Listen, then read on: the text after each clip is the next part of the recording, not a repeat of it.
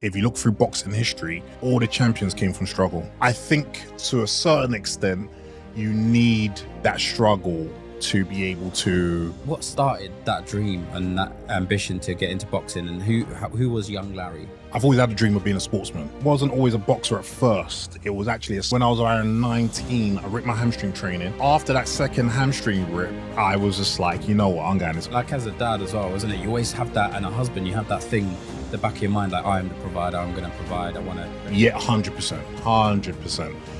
Escape the rat race. For sure. Buster Douglas was a good boxer, but he'd never boxed like how he did that night. And the reason why was because my uncle, he's actually a celebrity in Nigeria. He's Really? The diagnosis for my son for autism was going to take, he was going to have to be in a waiting list for...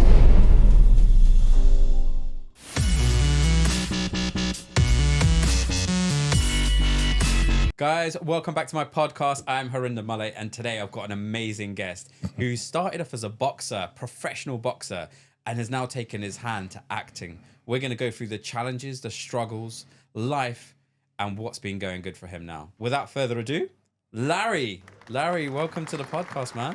Thank you, Harinder. I appreciate it, man. Appreciate you having me here. It's been a pleasure, man. It's been a long time coming. Yeah, it has. I know we're trying to been booking this in for a while. Yeah, we've sorted it out now, Yeah, that's it. And it's a pleasure to have you here today, Larry. Yeah, no, I appreciate it, man. Thank you very much. But how have you been, Larry? Yeah, not too bad.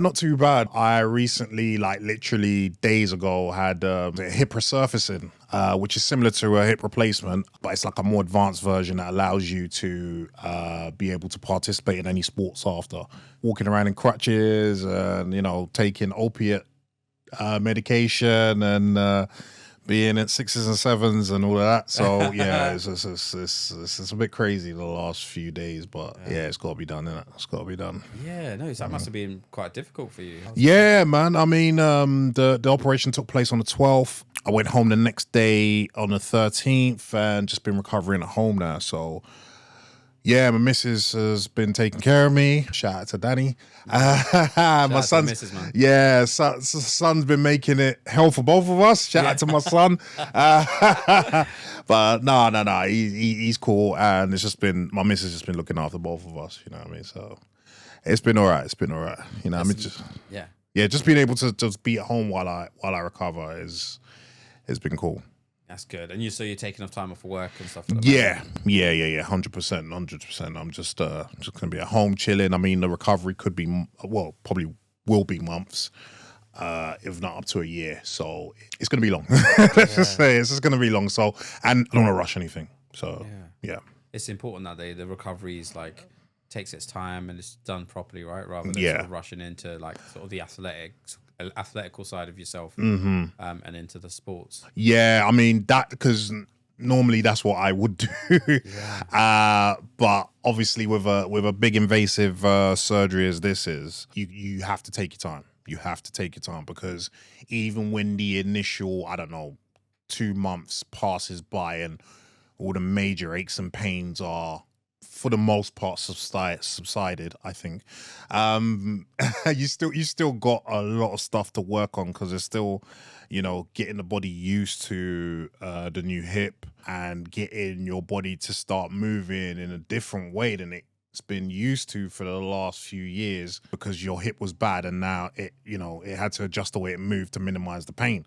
Now that's not the case. Now you have to adjust again. People don't think about things like that. You know what I mean? So it's just like, you have to now adjust again. There's going to be aches and pains in certain places you didn't know there were going to be aches and pains. And so it's just realigning the body and just allowing it to heal at its own pace. You know what I mean? And I don't, again, like I said, I don't want to preempt anything. I don't want to speed anything up. I just want it to go at its natural pace. And then therefore, I don't want to be in a space where I am hurried to do something, hence work or anything of that nature. Yeah. How does it feel being out of like work and sports? It feels good in one sense because obviously I get to spend more time with the family. And that's great. That's fantastic. I know my missus thinks that's going to wear off. She's gonna be sick of you. Yeah, do you know what I mean? No, I think that part is great, but obviously the worrying about money part, other little things. I can't really think of anything right now, but just the money part. That's the major Yeah. one. But that, yeah, things of that nature would be creeping up. But I've kind of make sure I've put myself in a space where, at least for the first few months, I wouldn't have to be worried about that. And in the meantime, I'm got other things that I'm going to try and put in place to make sure that long term that's not something that I need to worry about as well. So No, it's good to know. And like as a dad as well, isn't it? You always have that, and a husband, you have that thing the back of your mind, like I am the provider, I'm gonna provide. right. And so how do you kind of balance that with like being gonna be at home now for the foreseeable whilst you're healing? Yeah, I mean, well, like I said to you, I balanced it out with putting things in place to be able to medium and long term being able to hopefully like do content, and because I used to do content before as well. Okay, we're gonna dive into The whole YouTube thing. Remember I showed you the YouTube movie stuff that I used to do. Yeah, so I want to get back into that. I've got a whole TikTok thing that I do. So there's a lot of that. And making sure that grows, and then there's just a lot of other stuff that I've got in the or gonna start to try and really build up now that I've obviously been thinking about while I've been preparing for this period. I think that being, as you said, the provider, the protector of the family, that's what's been forefront in my mind. And therefore, that's what I've said, okay, look, while I have this time off, I'm going to put these things in place and help them to grow so that, maybe long term I might not even have to go back to work. Amazing. That would be ideal, right? Yeah, 100%. Escape the rat race. Yeah, for sure. And what I want to start with actually, Larry, is kind of like young Larry. So before we obviously wanted to get into boxing professionally, which is insane. What started that dream and that ambition to get into boxing, and who was young Larry? I've always had a dream of being a sportsman. Wasn't always a boxer at first. It was actually a sprinter, because my uncle, he's actually a celebrity in Nigeria. He's Really? Professor Tunde Makanju. Big up, uncle. Big up, uncle. Do you know, Chloe, have you heard of this guy? You have? Have you heard? No. Oh yeah, Professor Tunde Makanju. He's very well known in Nigeria, but he's a celebrity in Nigeria, and he's retired now. He used to be a professor of psychology at University of Lagos. Wow. And he was in his younger day an Olympic sprinter and long jumper, and he competed in the 76 Olympics in Montreal, I think. No way. Yeah. That's insane. This is your uncle. This is my uncle. First uncle, uncle. my mum's brother. Mum's brother. My mum's older brother, yeah. Wow. Our favorite uncle. Yeah. So he's like I said, he's a celebrity back home. Not so much now, because obviously time's moved on. He's a very old man now. He's retired, but he still gets around. I mean, he was there a few months ago visiting us and stuff. So he was like my first big hero. Always looked up to him and wanted to kind of emulate a lot of stuff that he did, and obviously sprinting being one of them. And I had a talent for sprinting. Yeah, I started off as a sprinter. And I was quite decent, actually. I was quite decent. Where was when was this? How sort of young? So obviously you compete in school and school competitions and stuff like that quite young. But I would say I started taking it very seriously when I was 14. That's So when secondary school and yeah. That's when I joined an athletic club. Had a proper coach. Had a training group. Was training literally 5, sometimes even 6 days a week at that point. Yeah, and was taking it really seriously. Even my uncle came to watch me a few sessions. He was so happy. He used to gas me up to all the people in Nigeria about me and stuff like that. And I think what happened was when I was around 19, I ripped my hamstring training, and then that healed. But I didn't get the necessary rehab for it, so that there was still a lot of scar tissue left. And so I ripped it again. And yeah, it was seriously painful. It was going to take a long time to rehab, and it just got me fed up. When I started taking sprinting seriously when I was 14, we used to have periods of off seasons, about 6 weeks to 8 weeks.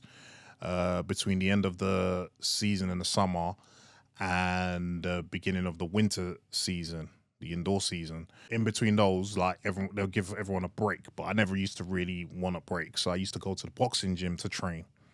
And that's how I got into boxing. Oh. Yeah, so they have always wanted me after seeing me. They're like, oh, you should do boxing. You should do boxing. Sprinting was my first love. Yeah. So after that second hamstring rip, I was just like, you know what, I'm going into boxing, and that's how I got into boxing. So like whilst they're training at full, the gym, boxing gym, you yeah. Transitioned over. Yeah. And you're like a big guy as well. Like, look at guys. Look, I just waiting to see the size of Larry's hand. Like he's like he's a like that took you to professional boxing, right? Oh so, yeah. So then I was a champion. I was Southern Area champion. I was top 10 in Britain. I won the English title eliminator. I lost British title eliminator, but yeah.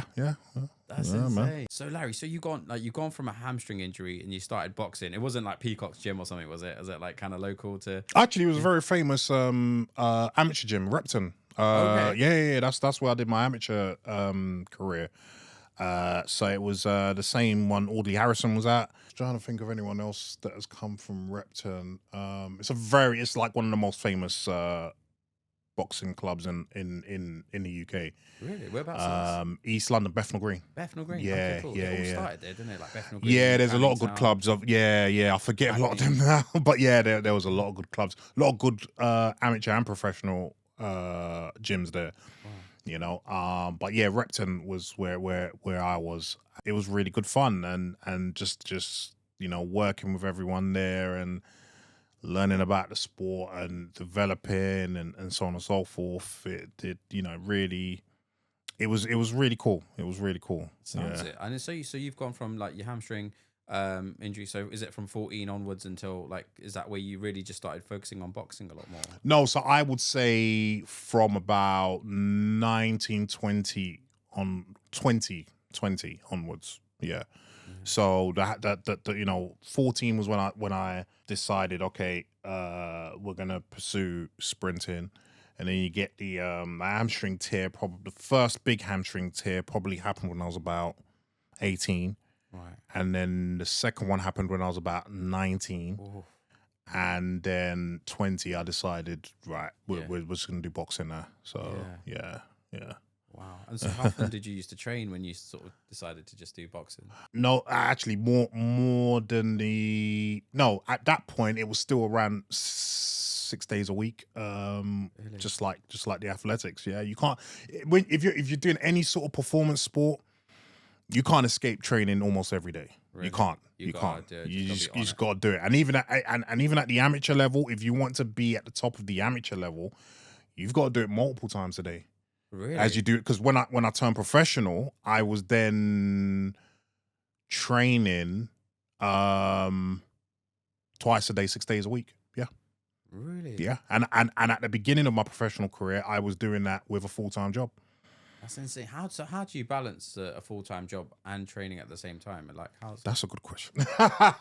You just got to do it. There is no formula to it. I mean, you could try and find a job that will allow you to will allow it to be easier to do both.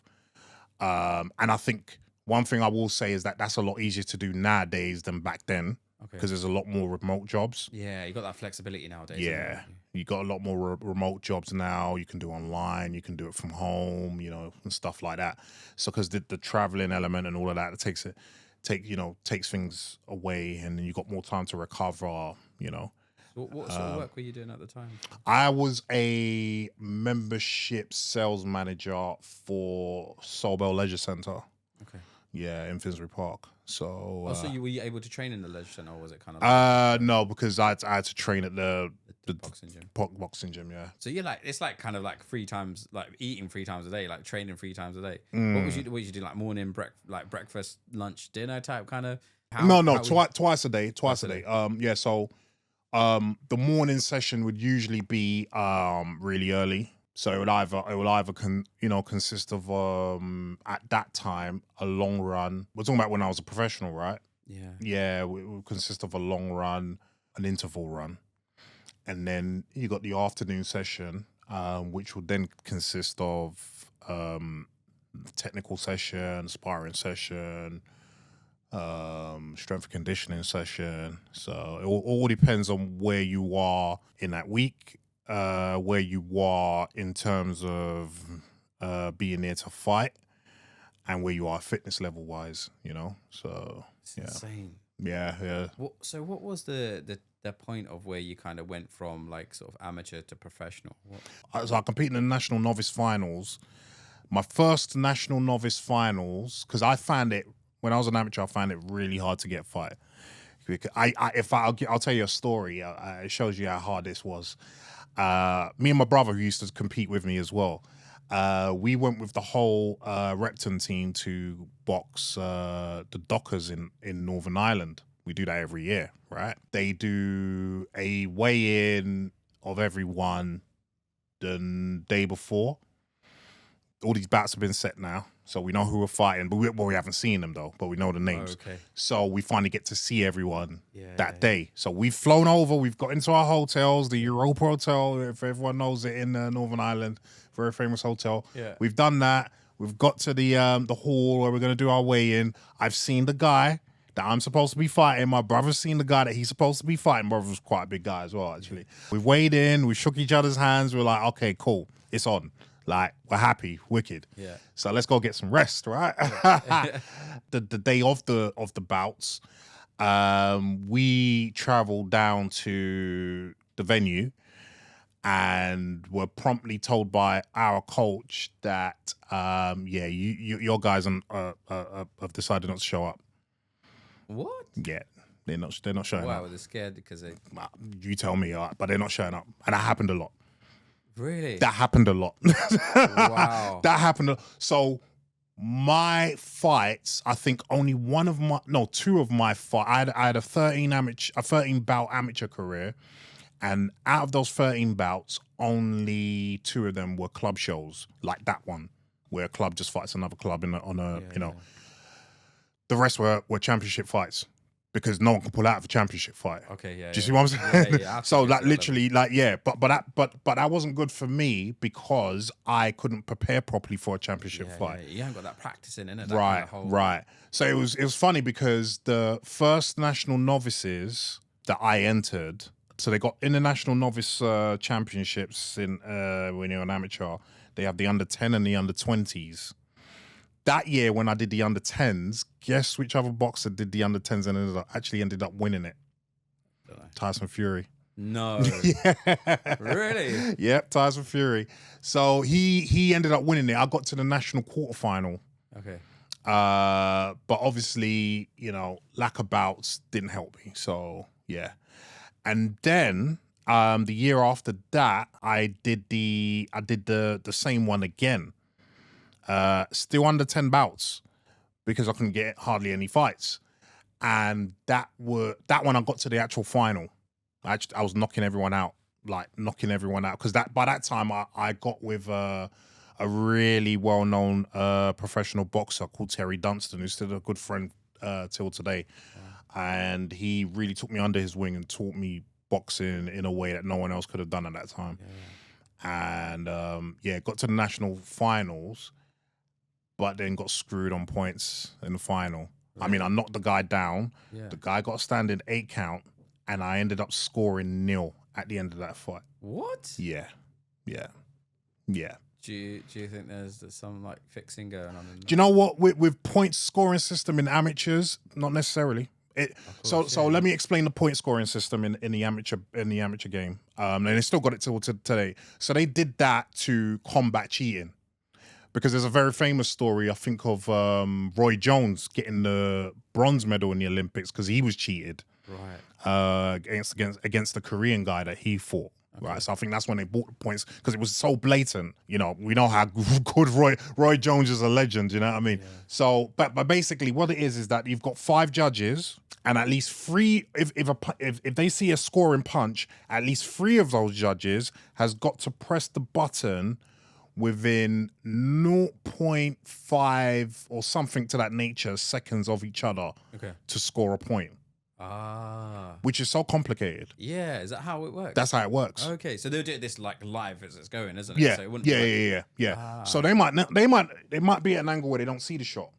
It might be that you've got, which was all pretty much always the case. You've got 80-year-olds scoring it who can't move that fast. Yeah. Do you know what I mean? So it's like it was just so full of errors. I decided that was going to be my last amateur fight, and that if I was going to get robbed, I'm going to get robbed as a pro and get paid for it. Yeah. So yeah, that was when I decided that I was going to become a professional boxer. And so let me just to get this straight. So what specifically was it because you didn't win the fight that kind of made you want to become pro? So I probably would have. No, I wouldn't have become pro then, because I was given the offer of being part of the England squad. What? Yeah, I was told if I won that fight, I would actually have been part of the England squad. For what, Olympics or something? Like towards that, which would have given me lottery funding. Whoa. Which at that time I think was about 20 grand a year. Yeah. Yeah, so that's tax free. Yeah, back then, yeah, for sure. Lottery funding. So yeah. So I probably wouldn't have turned pro. But as it turned out, you see, everything does happen for a reason. Everything happens for a reason. I was meant to turn pro then. So, I'm not, and I'm actually glad it did. I'm actually glad it did. Because my thing was also that I wasn't really made for amateur boxing. My style wasn't made for amateur boxing. I knocked most of the guys out. Even for a heavyweight as an amateur boxer is not common, so. Wow. Yeah. So what was it like going into pro boxing then from amateur boxing? Like, how did it feel being a pro boxer? And you were like, what was going through your mind? I say not too much, a little bit, but generally speaking, you knew, okay, look, I've got to train X amount of days a week. The only difference was I had to train twice, in a day. And this is when you're still working whilst you're doing it as well. At that point, because it did end up being that I did quit my job, but that was only when I think I became Southern Area champion. So I was able to do that then. Do you know what I mean? That's it. I think that plus then it's weird because you also now get to meet all the people that you used to either admire or you used to watch on TV when you used to watch boxing. Yeah. So, and I'll give an example of that, and it's a bit surreal because you're dealing with them on a personal level. And like I said, I'll give an example of that. So when I decided to turn pro, I went up to several promoters and managers, right? I think I picked out a coach, which was James Cook, who recently died. So condolences to the family. So, and he got me in touch with the infamous Frank Maloney. Oh. Lennox Lewis's former manager. Wow. Yeah. So he got me a meeting with him. He met me. He was happy to sign me. He loved watching my amateur fights. So he was my first manager and promoter. And it's like when we had to sign the contract, he had to come over to Solbell in Finsbury Park because I couldn't get out of work. Yeah. So it's like Frank Maloney pulls up in his big Range Rover and comes in to see me to sign a contract to manage and promote me as a boxer. That's insane. It's crazy, isn't it? Do you know, this is a guy that I used to watch manage and talk about one of my favorite boxers and one of the best heavyweights of all time in Lennox Lewis. You know what I mean? It's like, wow, now he's signing me and I'm right, Yeah, and he's come to you. Yeah, do you know what I mean? It's crazy. It's crazy. That's so it's mental. like those kind of things, it makes you think sometimes, wow. But you never really get to stop to smell the roses at that point because you haven't really achieved anything. Like you have, but you haven't. Yeah. Do you know? Because just to become a pro in itself, I think is an achievement. But obviously, you've got a lot more you want to achieve. So it's like, okay, let me not stop too long and smell these roses because there's some other roses to smell along the way. Yeah. So it's in that sense, it was a little different. But yeah, generally speaking, I wouldn't say there's too much of a difference. But obviously, there's the business side of things that then end up cropping up more and more as your career goes on. Because obviously, there's the money element of things, and that. That's insane. Well, shout out to Lennox Lewis, man. Like growing up big watching time, Lennox big Lewis, time. man. An absolute amazing boxer. Big time. I got to meet him as well. Got to Yeah? at one point. Yeah, I got to meet him. Yeah, Did you have a yeah, little really spar nice. with him? Really, nah. But yeah, really nice guy. Really nice guy. He imparted some good knowledge, and yeah, no, I'm really glad to see. Cause I saw him yesterday on that AJ show. Yeah. And he's looking well. So I'm glad that he's he's still living well and doing good for himself, man. That's amazing, man. Yeah. And who were kind of the inspirations at the time? Obviously, you mentioned sort of Lennox Lewis, obviously Frank Maloney. So the trainers, yes, Yeah. I admired a lot. A lot of them were ex-boxers. I even got. We're probably going to go into this later on, but I got to be friendly with one of the best trainers of all time, who's still doing a great job now in Freddie Roach, who trained Manny Pacquiao to greatness. So yeah, man, you get to meet some people along the way, and you're just like, wow, I admire you so much. And you're such an inspiration, for whatever reason, you know what I mean? I like to consider myself, and I think he considers me a friend, Danny Williams. Okay. You know who Danny Williams, beat Mike Tyson, but he was really inspirational to me even before I met him, because he's the guy that fought with a dislocated shoulder and knocked the guy out. And Refused to quit and knocked the guy. I mean, that fight's on YouTube. You can, you can all watch that on stick YouTube. the link in the bio. Yeah, but this blatantly dislocated shoulder, and he still ends up knocking the guy out. You can't train that sort of courage and heart, and yeah. So Larry, this is amazing. Like, you've met the likes of Frank Maloney, Lennox Lewis. So, like, what are some of the titles that you won when you were professional? Because you did list it earlier. I was like, this is insane. Yeah. I mean, there was two main titles that I won as a professional. The big one. Well, I say big. For me, it was big because it led to other things. Was the Southern Area title. Yeah. So before the British title, you have your area titles. So you have the South of England, North of England, and the Central, and blah blah blah. So I won the South of England heavyweight title. So you won the heavyweight title for the South of England. Yeah. And then what that does is then that puts you in contention for the British title. So what happened was, and it's funny we mentioned Tyson Fury again. Our paths crossed a lot, even though we never fought. You would have crossed paths with Tyson Fury. Yeah. So our paths crossed again, apart from the amateur setup. When I was a pro, I think when I won the Southern Area title, I think by that point he had either beaten McDermott in the first fight controversially for the English title, or was about to do that. And then I fought a English title eliminator final eliminator against a guy called Dave Ferguson, who was a really, really, really good boxer. And I managed to beat him, which then set up a fight because I'm #1 contender for the English title. But then I think Frank Maloney had other ideas, and then he set a fight for me and McDermott for the Southern Area title, for me to defend my Southern Area title. So I never got to fight Tyson Fury. So had you won that against McDermott, you would have been contending with Tyson Fury in the Probably not, because then that probably would have set me up, because that was a British title eliminator. So that probably would have set me up for fighting for the British title, which by that point, actually Danny Williams had by that point, who I wouldn't have fought. Because like I said, I consider him a really good friend to this day. But then not long after it was taken from him by Derek Chisora. Yeah. But Derek Chisora is another one I almost fought. I mean, if you Google and say Larry Olubamiwo versus Derek Chisora, it will tell you the bout that was in 2011 November, set for the Wembley Arena. That had to be cancelled because I had almost life-ending diarrhea. Oh no! Honest, the diarrhea where you couldn't get off the couch. I didn't really? have the energy to get off the couch. Damn, it wasn't seafood, was it? I don't know what it was, but it was bad. So yeah. Things happen, man. Things are not meant to be sometimes. So what's like what's going through your head when you're going for like the South of England, contending for that? You're going for the fight. Like you've trained. What's going through your mind before you like step foot in the ring? It's another job to do. Really? Yeah. That's it. You got to keep it really simple at that point. At any point, any fight, to be honest, I think that's what one thing I've learned from watching the best do their thing is that they don't hype up any fights at all. It's just I've got to go in there and do my thing again and again and again and again. It's a job.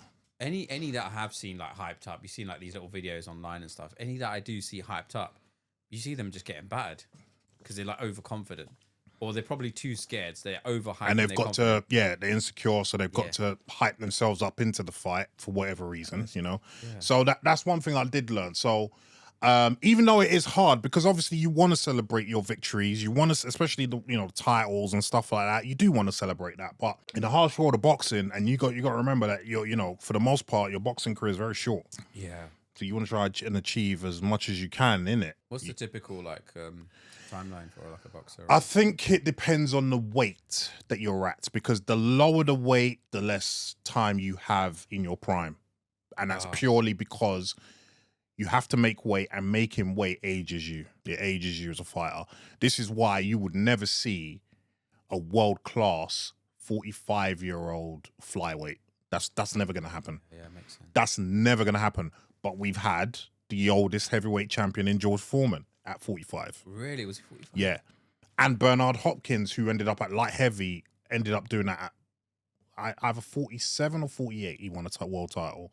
So the heavier you are, the longer you can last, obviously, depending on how you live your life. Yeah. So obviously, if you're using illegal drugs or you're eating rubbish and drinking alcohol a lot of the times, then yeah, that's not going to extend your career.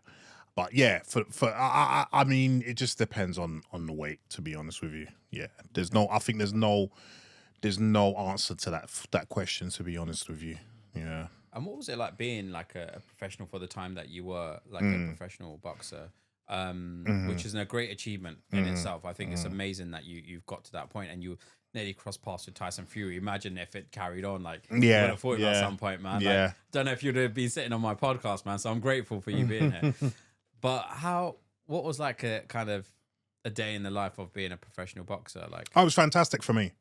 It's fantastic because you've got to remember, well, I say got to remember, but I've got to remember my dream, well, one of my dreams was to be a sportsman, to earn my living as a sportsman. So to be able to just wake up and train and eat and sleep and then train again, eat and sleep, that's almost heaven to me. yeah. That's almost heaven to me. So I obviously it didn't start off like that. I had to work my way into that. That's like I said, when I only truly became a professional boxer in terms of like, that was where all my earnings came from once I won the Southern Area title.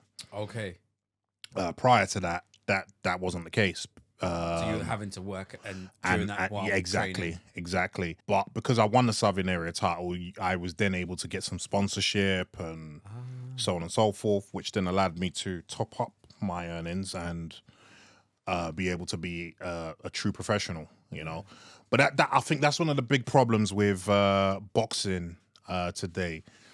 That most professional boxers are not true professional boxers, in the sense that they are working other jobs to get by, and if you're doing that, you can't make the full best focus isn't exactly just there, right? exactly. You're having to like worry about finances and getting through. Yeah. So how do boxers or other sports, athletes and stuff, how do they do it? It's really hard. It's really hard, and I don't think there's no answer to it. I mean, there's certain answers you can give, like just being really focused and yeah. But I at the end of the day, it all depends on everyone's circumstances, because I could say, oh, well, I was fully focused, and that's what allowed me to do it. But you could be more focused than me, but you've got a wife and 2 kids by that point. Yeah. Do you know? No matter how focused you're going to be, you've got to focus on your kids first. Yeah, and that's a job in itself for Right. any parent going. And you've got to make sure they're eating, you know what I mean? So like, that's it all depends on everyone's circumstances, and I don't think you can say, oh, just be focused and this, that, and the other, and it will just fall into place, because it doesn't work out like that. But at the same time, I do believe to a large amount that if you really want something, you'll find a way to get it. I do believe that. So, but then with that, I'm very religious. So I'm a Muslim. I believe in God, and I believe that if it's good for me, then God will give me the ways to find it. Yeah, Do you know what I mean? We're going to come to that actually because I do want to touch on that. Yeah, yeah. Do you feel that it's kind of like, because you do see this a little bit, do you feel like it's kind of those who are wealthy are then able to put their kids through maybe like, you know, even like tennis? It's a bit more of a like a, you know, like a well-to-do sport, sort of sport, you know, all that sort of stuff. And do you feel like it's kind of like it's those who are maybe more wealthy are able to then put their kids through that because then they don't have to worry about like finances and stuff like that? Do you feel they got a bit of an advantage? A lot of them, yes, but that only works for some sports because I think for boxing, I mean, maybe now it might be different, but I think for the most part, if you look through boxing history, all the champions came from struggle. Right. You know, all the champions came from struggle. They all came from underprivileged backgrounds. You know, struggling at school and so on and so forth. So I think to a certain extent, you need that struggle, some sort of struggle, to be able to leverage that in boxing. Okay, you know, that's interesting. That's good to know. Because boxing is not just physical. It's and any boxer at any level can tell you that. Yeah, you know what I mean. It's not. I mean, a good example of that is Buster Douglas versus Mike Tyson, where Mike Tyson suffered his first loss. Yeah, I remember this. Yeah. Buster Douglas was a good boxer, but he'd never boxed like how he did that night. And the reason why was because his mum died. I was going to say, yeah. And he promised his mum he was going to become world champion. Now, for some people, that wouldn't mean anything. No, he obviously loved his mum. Yeah. And that obviously meant something to him. And he boxed his guts out that night. That story is so motivating because I remember reading up on about this, and it was like he literally, because his mum unfortunately passed away, and he did say to his mum he's gonna beat Tyson and he's gonna become like world champion. And he did it because that drove him, didn't it? That kind of motivation. Yeah. And like you said, it's all right, physically you need to be fit. But I guess there's a whole mindset. There's a mindset, to really like pull through. And what's that like? What kind of mindset is it? Like, I tell you what, it's funny because, and I hear this talk from a lot of boxers, so I know they think very similar to me. But it's like when you are a professional boxer, you see everyone else that's not in the industry as a civilian. So just like a soldier, you know what I mean? You kind of have that soldier attitude, like it's kill or be killed. Oh, which is not healthy. Let's be real. It's not a healthy attitude to have at all. But for the ring, it kind of is. You know, if you want to get stuff done, it is.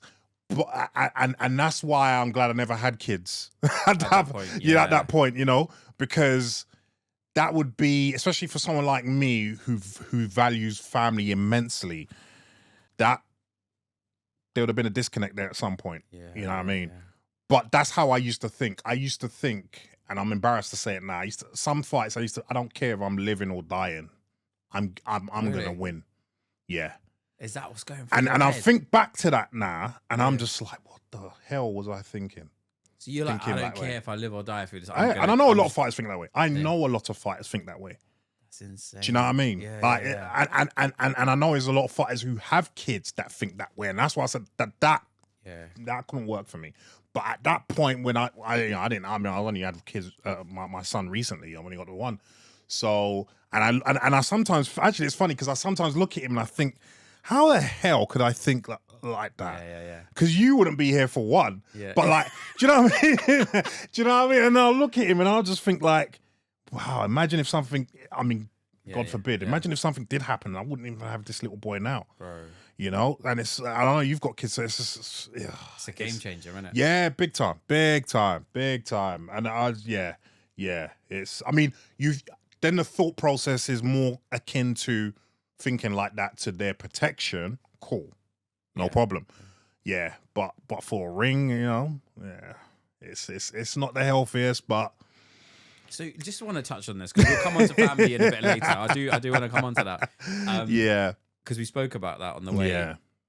You're so in a pro boxer's mind, or even an amateur, still like an air boxer's mind. You're going into the ring. Are you thinking, I'm just gonna batter this guy? Or are you thinking strategy of how to do it? Or are you just going, like, what's kind of like... So, I mean, each boxer could be different, I'm guessing. Yeah, I think every boxer's different. for me, I think what held me back as an amateur, but I think that was more to do with lack of fights, because for the reason I said, I didn't really go in there with too much of a strategy. I just wanted to win. When I was a pro, at first there was strategy there, but it wasn't great strategy because I was knocking everyone out. And even my coach at the time, James Cook, was just like, yeah, just go in there and knock him out. And I was like, you know what I mean?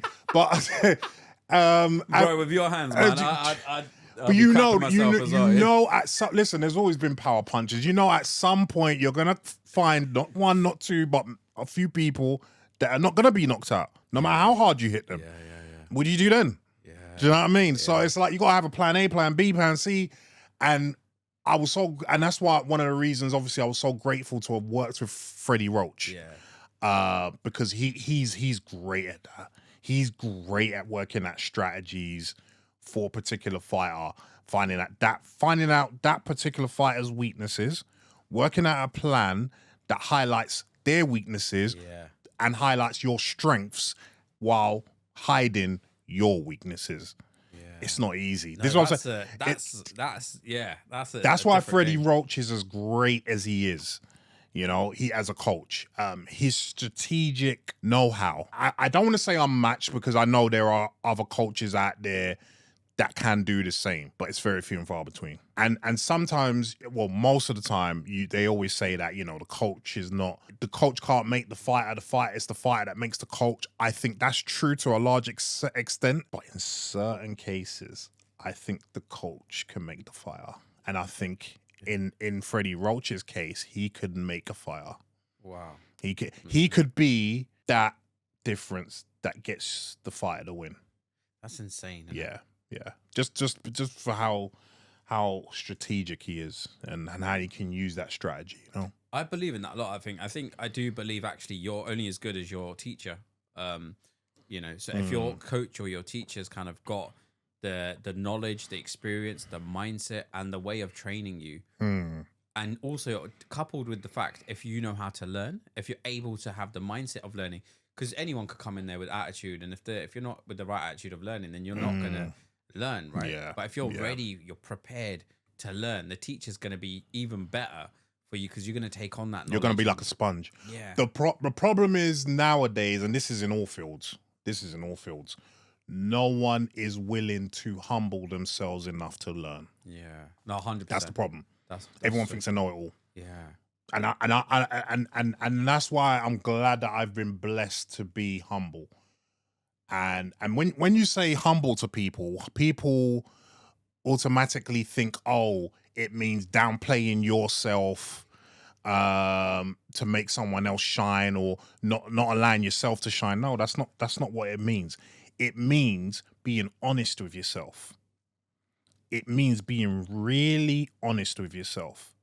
If I met someone today, as I started speaking to them for whatever reason, showed me that they knew a hell of a lot more than I do in, let's say, business strategy, I would have to humble myself to go to them to say, listen, I acknowledge that you have this knowledge. I would like to learn this. Would you teach me, please? There's not enough of that in the world in general, and in all industries, especially in social media. You see everyone is the pro at something, not even a topic they don't even know nothing exactly about. Exactly. Saying that they're the pro. Here's a course on how to learn it as well, and they don't know anything. Yeah. There's not enough. There's not enough humbleness. There's not enough, and I also humble, because people think of humbleness wrong, and that's what being humble. I have to be honest with myself and say, you know what? I ain't got the knowledge that this guy has on this. I can front and pretend I do, but what good is that serving me? What good is that serving my family? What good is that serving my close friends? It's not serving me any goodness at all. If anything, it's doing me and my family a disservice. Because I'm not willing to learn something that could potentially put them on another plane. That's so interesting. I thank you for sharing that. Oh no, bruv. We all have to learn these lessons in life, and again, you have to humble yourself to learn the lesson, you know. And are you going to learn that lesson? Are you going to actually practice that?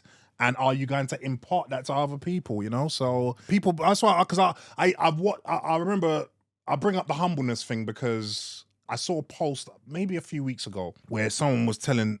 It might have been something to do with AJ, because he says be humble a lot, and you know, and someone was saying, oh yeah, what he means by that is just taking the shine off himself and blah blah blah, and then someone made a comment, I think, saying, and it was another fighter I actually know, saying, oh yeah, it's not good to be humble because, you know, in a general, the general gist of what he said was, you're being humble takes away your shine, and it says. It's like you saying you don't know nothing, you're not good at something, and you're useless. Where it's completely not the case. Relating it to like, oh, you're showing weakness if you're showing Yes, humility. yes, Yeah, yes. but And it's actually the opposite. It's isn't the it? complete opposite. It's like, again, and I'm not trying to toot my own horn, but when I met Freddie Roach, let me tell you how I actually met Freddie Roach. And again, this will demonstrate humbleness even before that. So I think I went to Freddie Roach the first time a few weeks before that bout for the Southern Area title. I think I fought Colin Kenner for the Southern Area title. And Colin Kenner, by that point, had started to become a journeyman, but he was a really good boxer. He had beaten some good names. In fact, if I remember correctly, he might have even beaten Michael Sprott at that point. Michael Sprott, who was and it ended up being a British and Commonwealth title holder, good friend of mine now as well. But yeah, I think he might have beaten him as well. So that's a quality fighter, but he just blows hot and cold. So I acknowledged that, and I didn't say, oh, I'm just gonna beat this guy. So I felt that I was lacking with my coach, James Cook, and so I said to myself, you know what, we've got to try and find someone who can help me elevate for this fight and win the title, because things can happen from this. And now I could have said to myself, nah, I'm good, man. I've got this fight. I'm gonna win this, and I'm gonna, you know. But I think what precipitated that was I wasn't happy about my last performance, even though I won. It's interesting. You can still win a fight and still not. Oh be yeah, happy. yeah, definitely. And so I just decided that I was going to go off sick from work for 2 weeks, fly to the Wildcard gym in LA and train there for 2 weeks and see if he can help me. And that's exactly what I did. You went to LA? Yeah. And that's where his gym is at, bang in the middle of Hollywood, actually. And met him. And it's funny because if you look through my Instagram, we're good friends to this day. I even went to his birthday party a few years ago. But that was the first time I actually went there. I met him and asked him to help me. And he was, you know, he helped me out so much. I mean, a lot of people thought I was his fighter by then. And he gave me the strategy to beat him, and he trained me for that 2 weeks, and then came back and I beat him. So it's like, you know, if I wasn't humble enough to be honest with myself, that could have gone the other way, that fight. Who knows? Yeah. We don't know. But, you know, better I had that lesson, and, you know. Yeah. So, I would say that being humble is a big thing in boxing, but not for the reason that people think. You know, that's great advice. Yeah, I think it's great. Like sharing that, correcting like the whole humbleness as well. That's a great idea. And in terms of like having a good coach, actually can make the boxer. Yeah. But I want to touch on. So you did all this amazing stuff with becoming like pro boxer. Could have obviously fought Tyson Fury. Do you think you would have knocked him out? Yeah, probably not. Probably not. Fair. So you would humble. Yeah, that's it. No, exactly. But I mean, I would have been scared to be in the ring with you. So what happened then after sort of the pro boxing? When did that come to an end? And yeah, so basically, I failed a PED test, a performance enhancing drug test, and I ended up testing positive for a drug called EPO, which a lot of cyclists use. It helps to increase your red blood cell count, which in turn gives you more oxygen, which helps your endurance. So yeah, that was for the Sam Sexton fight, which was another British title eliminator, actually. After I got banned for that, I came back into boxing for prize fighter after my ban. I think I served about a 13-month ban, but they made sure that I didn't win that. Yeah. I won't go into it, but they made sure I didn't win that.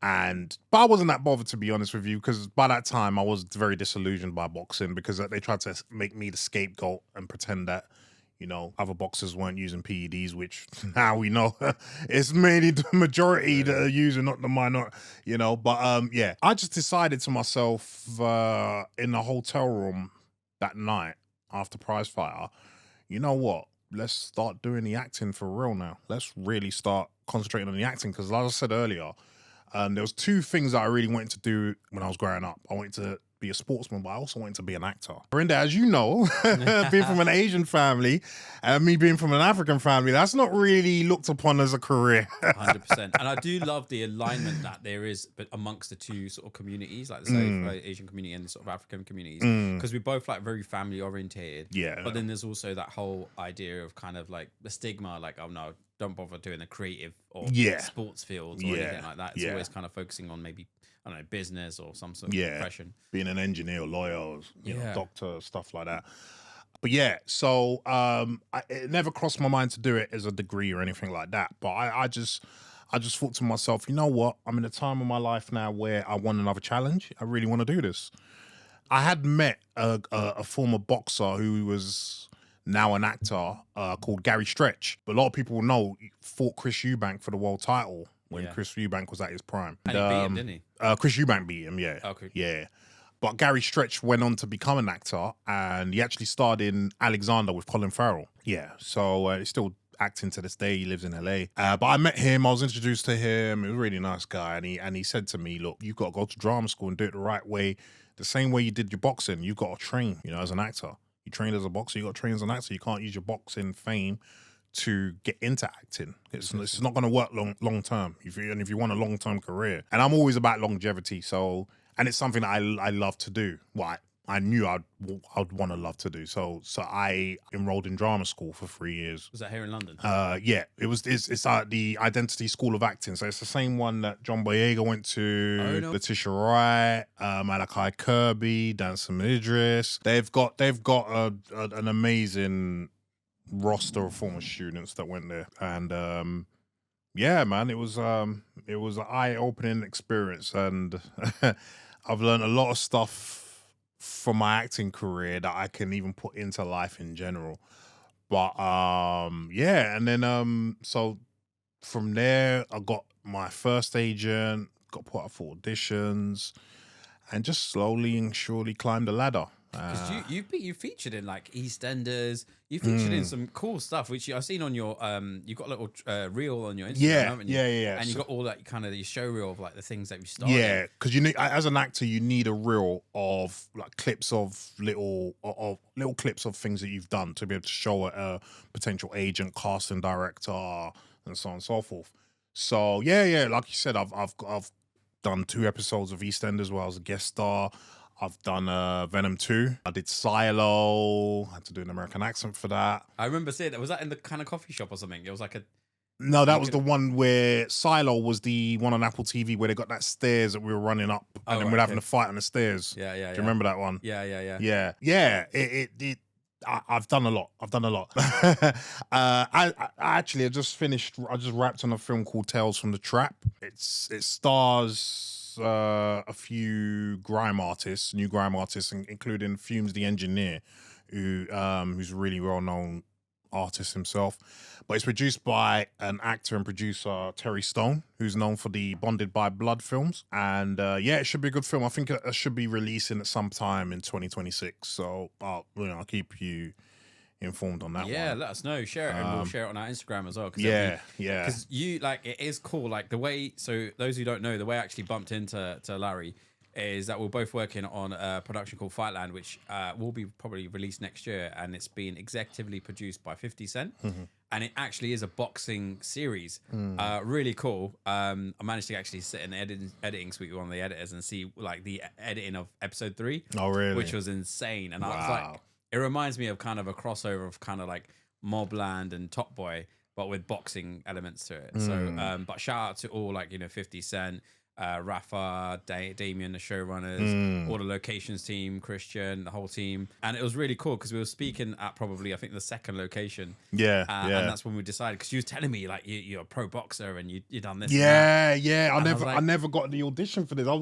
Because I told you the it's story. such a shame because like, when you see Larry on screen, like I know he's sitting here, he's actually on crutches at the moment because of his like the hip replacement.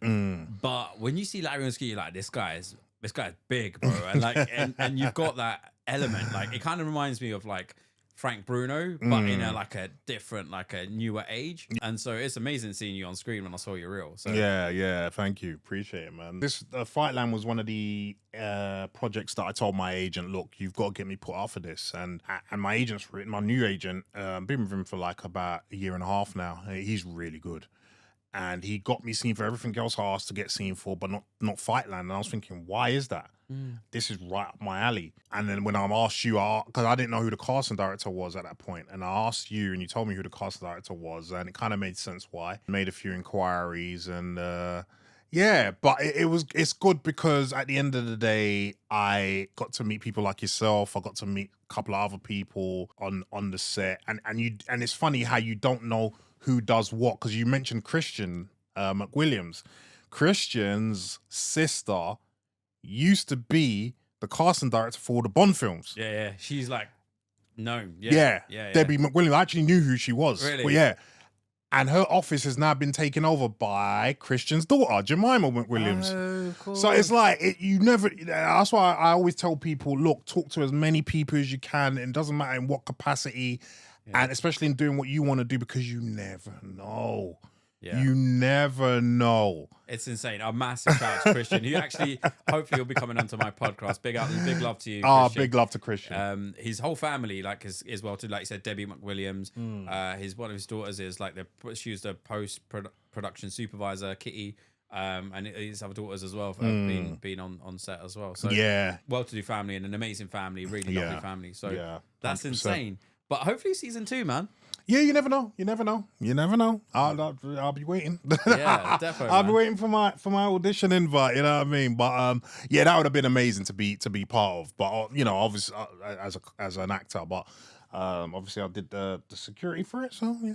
Yeah, no, it's great, and it's good to see that you keep in the industry as in that way still, because I think you've got a lot more to come. Because seeing you like that real seriously, when I looked at it, I was like, wow, this is good, man. This is why I wanted to get you on like the podcast. I appreciate it. One, man. like amazing doing the boxing, and two, doing the acting. Two very kind of creative, driven sort of like careers, and like you said, coming from like an African family, it's not always easy to kind of break through them kind of areas. What I want to ask you, like, have you had any challenges of being black in either two of the industries that you felt have maybe faced any like difficulties as a reason to that, or has it been actually pretty cool? I'm gonna have somewhat of a controversial answer, but not for the reason that people are gonna think, and you'll see what I mean. I'm gonna say no, but the reason is because I don't allow it to be.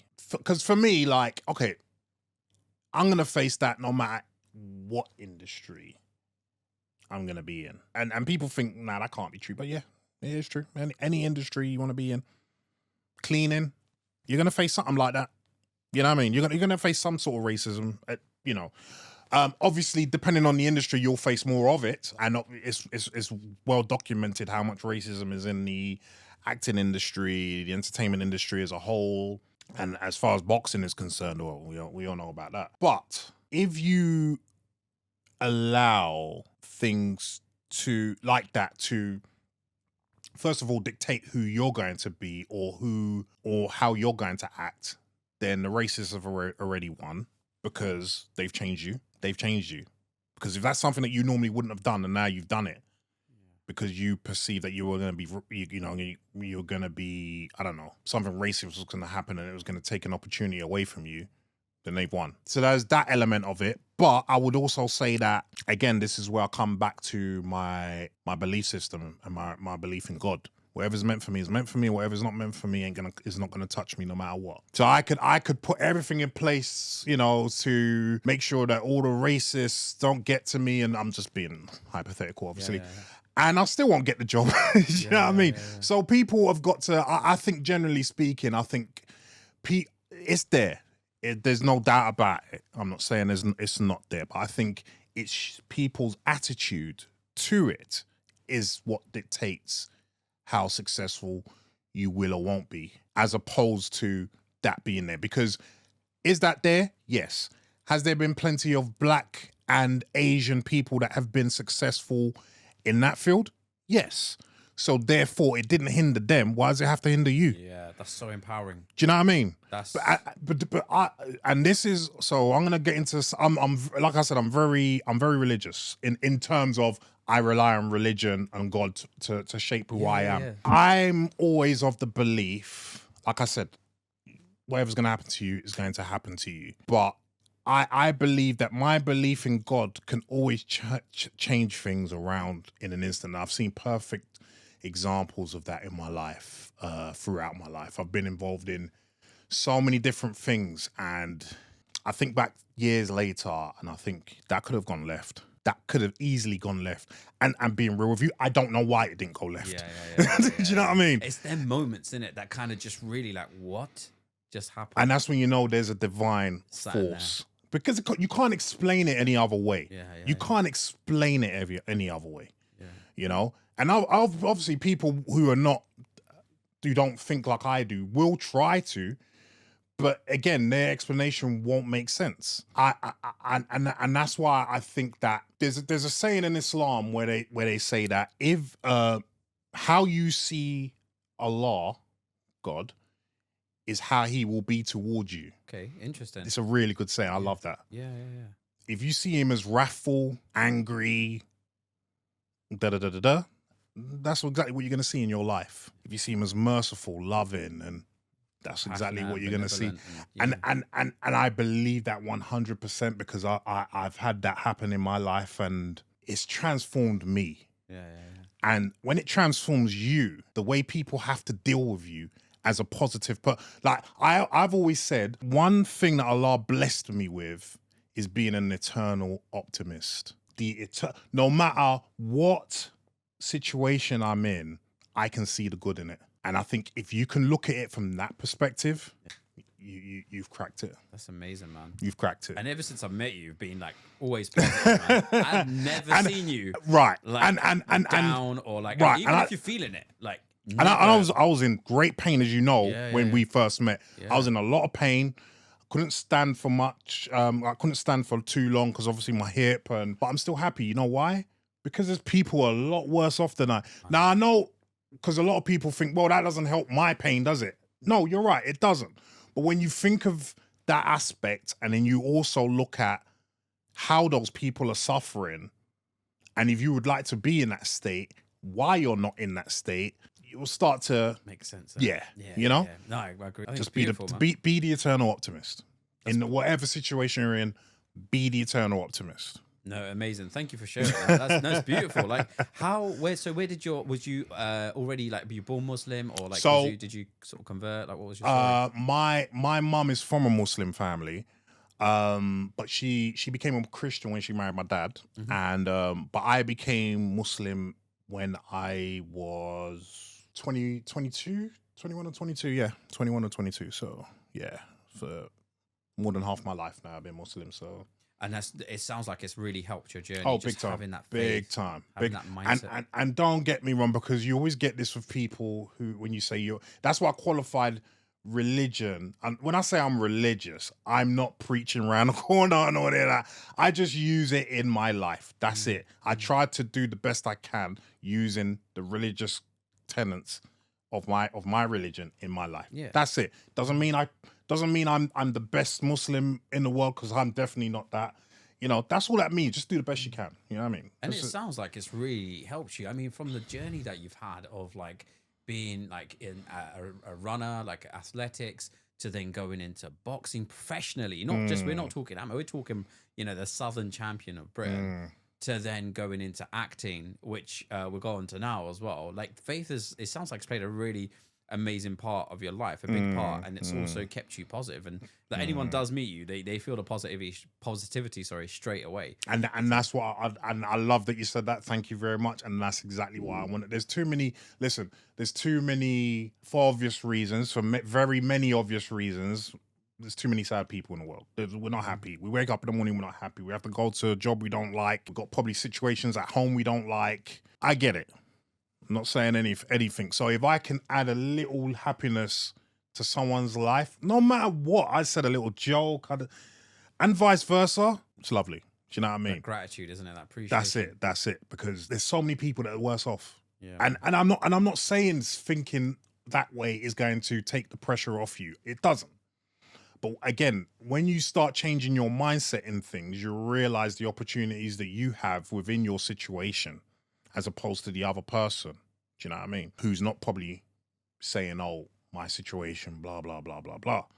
You know. So I mean, I'll give an example again from my own. I'm not tooting my own horn, but I'm just using my examples because my examples are the one that's most prominent to my mind. And that's what we want to hear. That's why you're here, because we want to see what shaped your life and how it did. Yeah. And for people to know actually and learn from, really. Yeah. So the operation I just had, I was waiting for a good 5 years. And 5 years. Yeah, 5 years. I was in pain, working. So when I first met you, when the way you was in pain, yeah, you've been like that for 5 years? Almost 5 years. Jeez. And it was the NHS's fault. NHS's fault that I was like that. Because don't get me wrong, I injured myself, but it was their treatment of me that caused it to deteriorate to that point. Then plus, it really held me back from doing certain things that I've been wanting to do, including my acting to a certain extent. Because obviously there's roles that I have done, like the role I just did in Tales from the Trap, who the guys were so great, by the way, because when they found out about it, because I only told them I told them halfway through filming. They were like, "You've allowed us to chuck you on the floor, and you've got this. How dare you?" You know what I mean? So it's like they were looking out for me, man. But again, in my situation, I could have sat back and said, "I'm so pissed off because I've had waiting for this for years, and I have every right to be pissed off." I'm not saying that, but again, how does me being pissed off help myself and my family? Because if I'm pissed off, then I'm gonna go home pissed off. I'm gonna be not acting right with my missus. My missus is going to be pissed off. She's not going to be acting right with my kid. My kid's going to be somewhat pissed off. People around me, and it just cycles and cycles. And imagine if I acted shady towards you the first time we met. Yeah. And then that interaction, every time, like, we're just going to try and avoid each other, or when we speak to each other, it's not going to be pleasant. Yeah, interesting. Do you know what I mean? Deep. Do you know what I mean? Deep. And then and we're there for how long did we work together? A few months, right? Yeah. So do you know what I mean? Like, people don't think of it from that level, though. This is the problem. People don't think long term. And again, Islam, bad times don't last forever. Yeah. There's a passage in the Quran: with adversity comes ease, and then it repeats itself: with adversity comes ease. Just reassuring you, there will be ease. This won't last forever. Yeah. This will not. This won't last forever.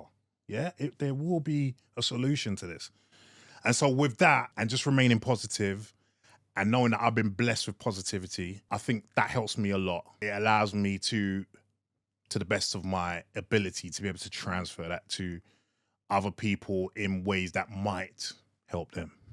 I think it's amazing. Yeah. Larry, thank you for sharing that, because I think that will help a lot of people in just their day-to-day lives. Like you said, there's a lot of sadness out there, a lot of depression, anxiety. There's a lot of so many different things that are coming about that people are just not able to cope in life at the moment.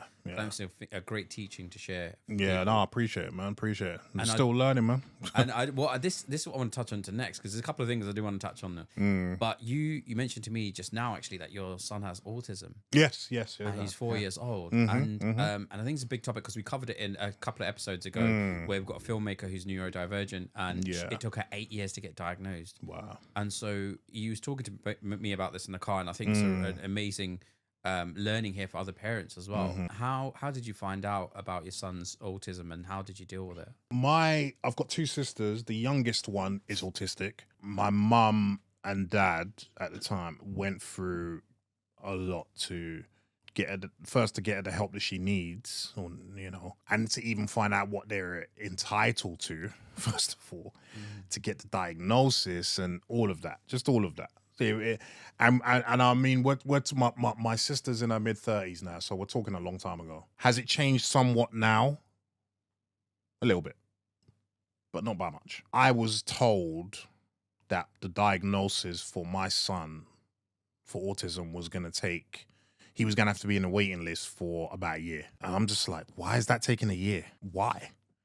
It made no sense to me. And because his autism is not as serious as some others, it almost made me say no. But then he said, no, put him on the list because it's going to take long. And without the official diagnosis, you can't get anything. And I said, okay, cool. That makes sense now. So yeah, it's just to get the diagnosis officially is long. So the quicker you do it, the better.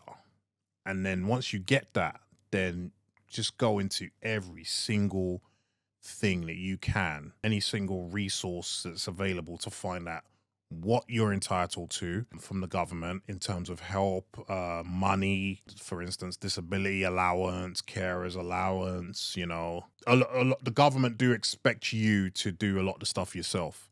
So you're going to have to find clubs for them to go into. You know, my missus did an online course for 12 weeks about autism, for instance, to help her better understand divergency, which helped her a lot in how to combat certain things. Then I would say just love them. Just love them. And when I mean that, I don't mean in, you know, wishy-washy. I just love heal all.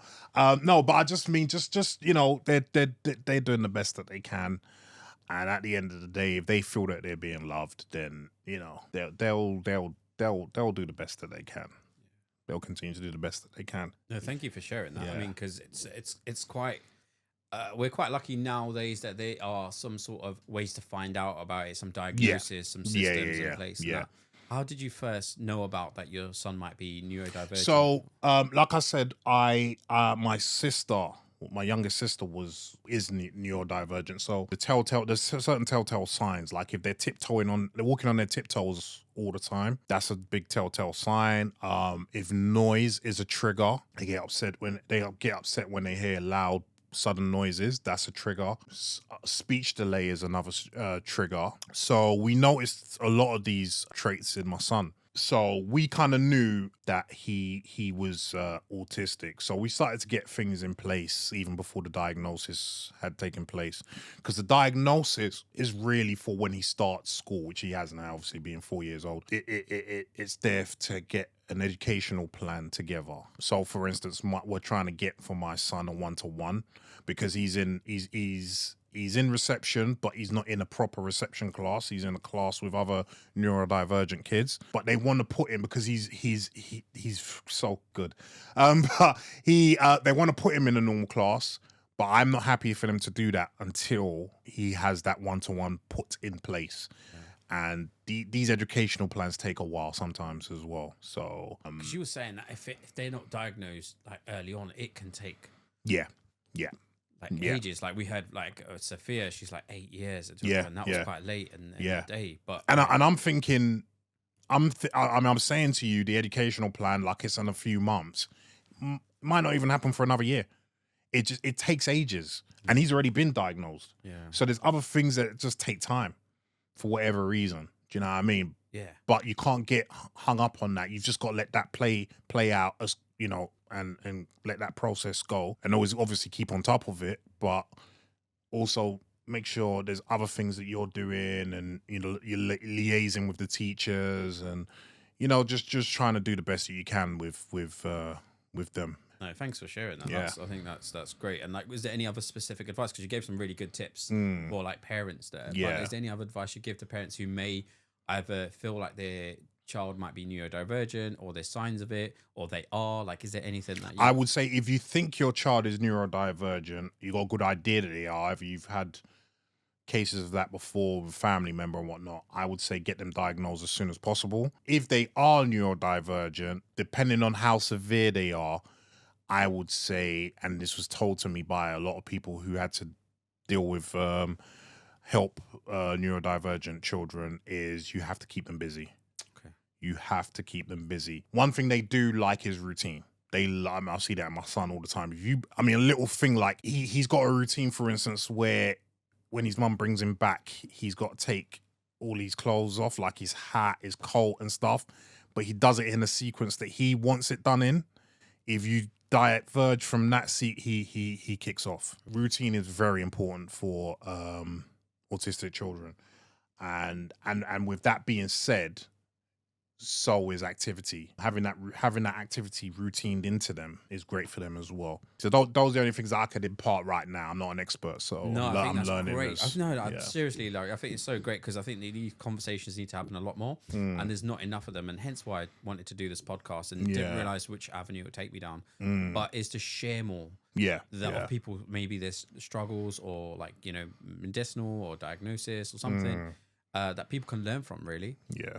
So thank you for sharing that. No problem. I do want to touch on one last thing because I know we haven't got much time, but I want to talk about how you kind of met. Did you meet Gorinda Chadha and? Yes. Let's talk about that quickly. Sorry, Chloe. Yeah, I met Gorinda Chadha, the famous director of Bend It Like Beckham. Shout out to Gorinda. And, yes. and yeah. Well, she's in the UK right now. She's relative of yours, isn't it? Oh, so I think there's a distant relation that my mum's sister, who when we used to go to parties, she would talk to her like she's maybe some sort of distant relative of another relative. So that's what Indians did. We're like, oh, someone's cousin's mum. So she might be, And I remember before Bend It Like Beckham was coming out, my auntie asked me, she was like, oh, do you want to be in there, like in the background? I was like, I was too shy. I was like, no, I don't want to do anything. Wish I had then. But I'd love to get Gorinda on this podcast. If anyone knows her like closely enough, even if you do. Well, we'll speak to Aaron, who is one of the stars of Blinded by the Light. So Blinded by the Light's been out for 8 years. I want to get Aaron on this podcast, or maybe Gorinda Chadha as well. Both very inspiring people. But let's talk about your experience with both of them. So Aaron is a really good friend of mine. Aaron Fagura, another Sikh boy. But I actually met him in a drama school when we were doing what was it, the stage combat course. Okay. And they picked the biggest dude with the smallest dude. He always keeps going on about it. It's true that it was mad. They put the biggest dude and the smallest dude together. Yeah. But we made it work, man. We made it work. And because we had to commit some texts to a fight scene that they gave us to do. And we became friends ever since, man. And it's really cool to see how his career has progressed. But basically, I was in LA for at one point years ago for pilot season, and then I think I let people know that I was in LA, and then I got a message from Aaron. He was like, "Are you still in LA?" I was like, "Yeah, why?" He goes, "Oh, I'm coming over." I was like, "What are you coming over for?" I was like, "Fantastic, but why are you coming over for?" And he goes, "Oh, I'm in this I'm one of the co-stars of this film called Blinded by the Light." Yeah. And Gorinda Chadha is the director. I was like, oh, okay. Yeah. And she goes, oh, yeah, we're promoting it over the States. It's been bought by Warner Brothers. I was like, oh, okay. Yeah. And then he proceeded. Aaron is a bit more of a clean living guy now, but back then he used to smoke weed.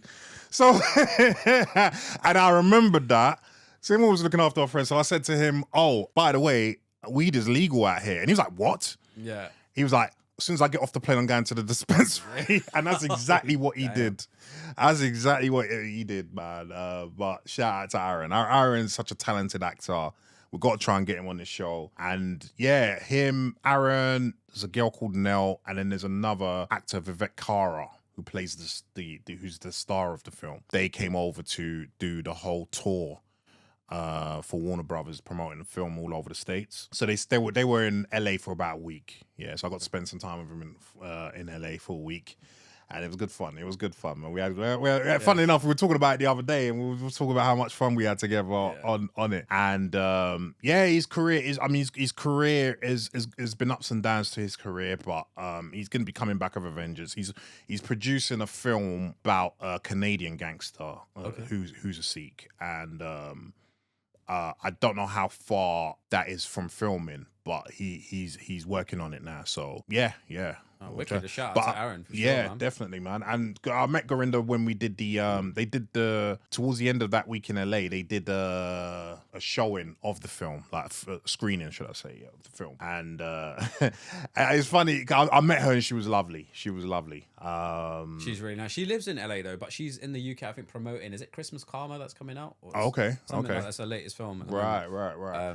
I said to her, oh, you know, from any films you got, but I was like, yeah, maybe not. Maybe I'm not the right, which is understandable. Yeah, it is what it is. You know what I mean? But she's a fantastic director. I'd love to be in anything she made. I'd love to be in. And but, for the South Asian community, she's like represented because obviously getting to director of that level, breaking through like all the sort of stigma and stuff like you said, and some great advice that you gave earlier in the show about sort of always being positive. And if you look at it as a barrier, then you're not going to get. You're not going to get in. I'm sure all these people like Gorinda, I'm sure Aaron thinks the same way. I think they don't think of it like that, and they're aware that it's there. Come on, I mean, you'd be an idiot not to. Yeah. But you just can't let. I think in general, successful people don't let fears and possible things that can go wrong hinder them from doing what they need to do.